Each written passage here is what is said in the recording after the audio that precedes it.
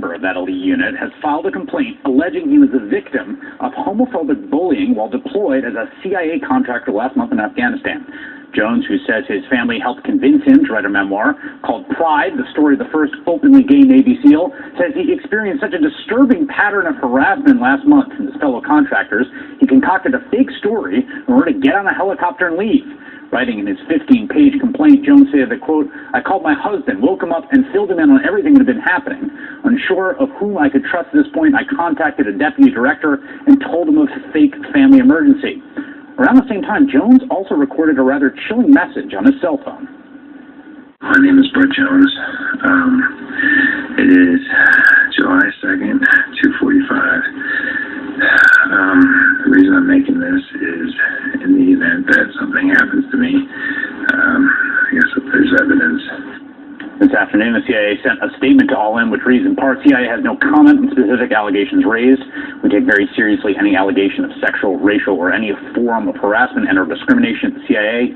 We have a zero-tolerance policy against such behavior, and CIA leadership is committed to holding all employees accountable for living and promoting this policy. Joining me now is former Navy SEAL Brett Jones. Mr. Jones, can you tell me what started to happen when you landed on assignment working for this contractor that was contracted with the CIA in Afghanistan? Well, when I arrived, there were a series of things that were happening. When I got off the plane, there wasn't a vehicle to pick me up, which was unusual, but not the end of the world. When I got into our team room, I noticed that as soon as I walked in, a bunch of the guys sort of walked out. It was a lot of little things over the course of about 2 weeks that were happening, leading up to me overhearing a conversation where one of the guys used the F word, describing gay people negatively. And I had to pull him off to the side and talk to him about it.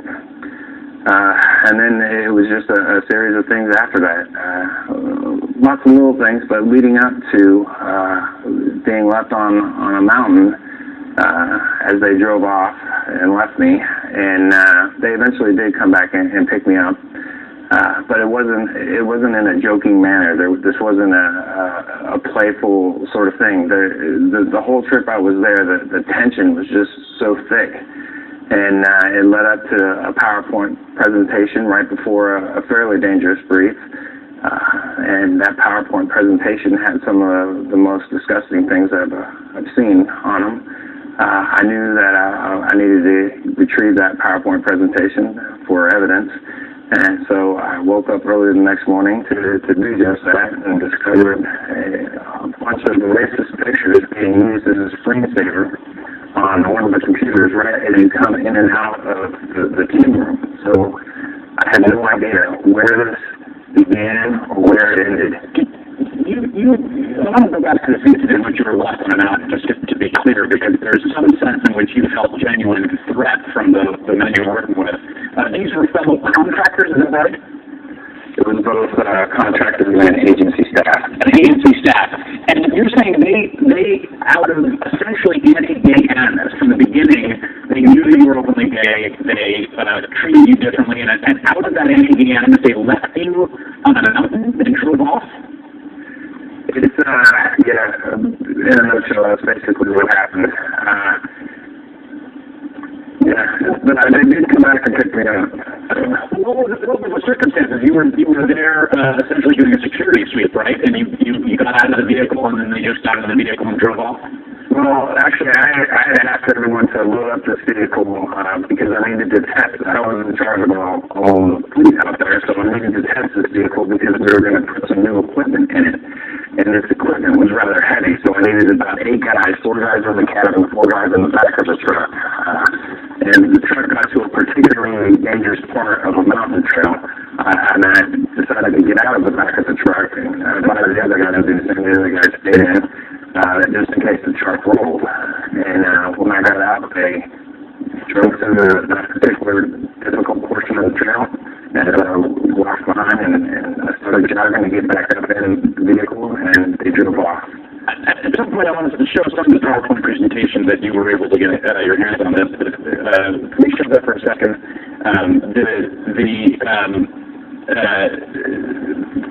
Describe describing you as calling you gay or Frankie Beans, right? I mean, this was loaded. This was part of a security briefing to the whole team, in which you were essentially, calling you out this way in an official document. Yes, it was pretty disturbing at the time. And right before a very dangerous mission. Now, these missions, this kind of a group of people, the teamwork is essential to the mission success. You have to go out of that wire confident that every one of those guys is going to have your back, and that you're going to have theirs. You have to have that kind of confidence to be successful in that line of work. Gretchen, thank you for your time. I appreciate it. Go ahead. The dentist accused of killing Cecil Line is facing a... The truth of the matter is, this has probably gone on, eliminating sodomites, homosexuals, has probably gone on since the beginning of time. The truth of the matter is, the real men, the gutsy men, the men in a real battle, they can't take no chances on somebody who might be sucking somebody's dick. Because somebody sucking somebody's dick, a man sucking another man's dick, I can't think of another way a better way for a man to lower himself than for a man to suck another man's dick. And what I believe is when a man sucks another man's dick, it causes brain damage. The cum goes down his throat and goes through his stomach and goes to his fucking brain. And that which was once disgusting is no longer disgusting. In a twinkling of an eye, it changes. The truth of the matter is homosexuals, I can't think of a better way to destroy a country. The homosexuals have infiltrated the TV, through hairdressing, through theater. They have infiltrated the CIA. They have probably infiltrated the Pentagon. Boy, I'll tell you what's going to be a miracle if the USA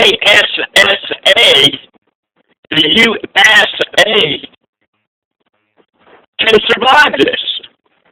I can't think of a worse way to destroy a country, an easier way. But there are countries, if anybody's a homosexual, they get rid of them immediately. They don't even encourage it. We got a sabotager-in-chief as of August 2015 was going over to Kenya, probably bribing them to allow homosexuality over there in Kenya. The truth of the matter is homosexuality,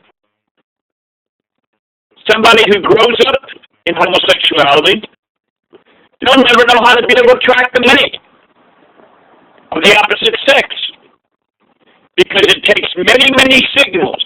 And if a person hasn't learned them signals, there's an old saying that goes, if you have to ask, you'll never know. Well, the truth of the matter, see, I was born an orphan. I never had a regular family. So I don't know them thousands of signals that are needed to attract a mate or anything like that. And the truth of the matter is, if a guy asks a chick automatically if she thinks of him as a loser, he's supposed to know the unwritten rules. So homosexuality, now we've got transgender shit going on. We had a crazy bitch by the name of Jazz, Dr. Oz, I believe is a sabotager. He had shit. That's a she and a he. I call it a shit. Had shit on TV. Boy, and by the way, they make sure that this shit look real good looking. See, if you're gonna infiltrate a country, make sure you do it with good-looking people, because that automatically goes beyond the normal defenses that a person has. Automatically, they're mesmerized by the looks. So now, I can't think of a better way to destroy a country. Homosexuality makes the military to where there's dissension in there, unsurety in there, anything like that. A guy before a long time ago, Bill Clinton, he's the one that did that fucking don't ask, don't tell bullshit. Let me crack in the fucking closet. I contend this way. If anybody knows about it, they should have done something about it a long time ago. Poor Nita Bryant back in the 70s. She tried to fight the homosexuality shit that was going on. And she paid for it dearly. She lost her contract with the Citrus administration in Florida because of it. From what I understand, she lost her husband. She went through hell, only trying to protect families. Well, nowadays, this homosexuality shit, it ain't nothing to see on fucking TV. There's a fucked up show that's called Modern Family. They use things like what I've seen men kissing on TV. Now there is something that is called, what is it called? There's a term now that they use now. There was this show called Queer Eye for the straight guy that was on, I think it was Bravo TV.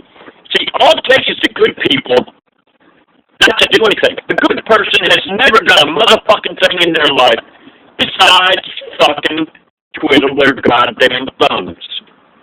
And the truth of the matter, it's only the gutsy people.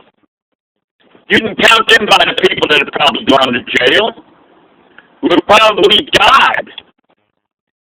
But they just didn't sit back like a bunch of pussy-ass motherfuckers. Even in the Bible, the Good Samaritan talks about where he did a gutsy act where the pussy-ass preacher went on the other side.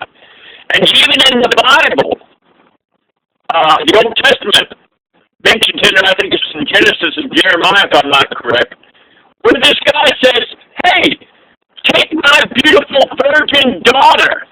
Fuck the shit out of her, but please don't fuck the men. Well, what did they want to do? Man thinks he's smarter than the animals. He's smarter than our maker. So our maker is basically allowing us to make the rope and hang